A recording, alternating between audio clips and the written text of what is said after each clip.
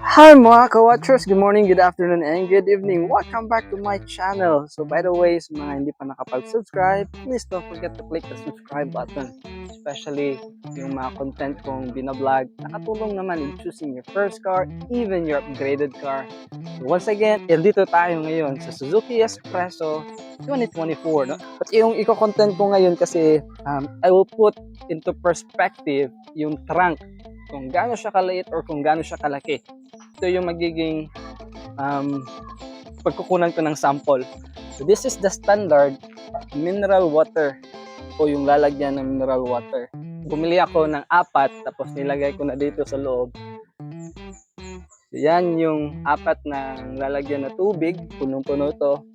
Tapos mamaya tingnan natin kung sagad na ba yung gulong doon sa Suzuki Espresso. So ilagay pa natin to.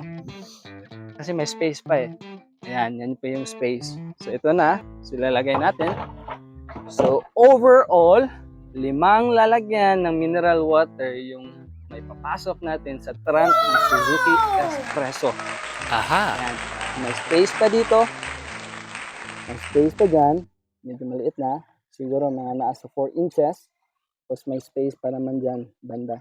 Ito yung may gulong. Tapos yan yung lalagyan ng tools, may space pa din. Pwede pa din malalagyan ng mga maliliit na mga groceries. Tapos dito naman. Ayan. Tapos yung tanong, mako-close ba natin? Yes, syempre mako-close natin to. Ayan. Wow! Okay?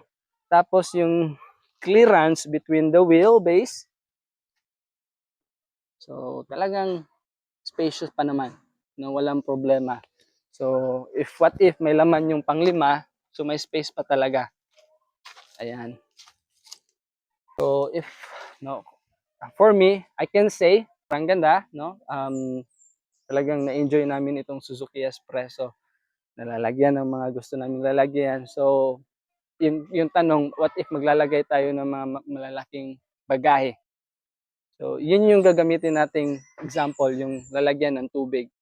So if you're thinking magkakasya ba yung mga mga boxes niyo, so put it into perspective yung galon na binigay kong sample.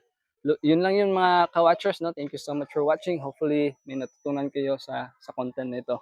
Bye-bye.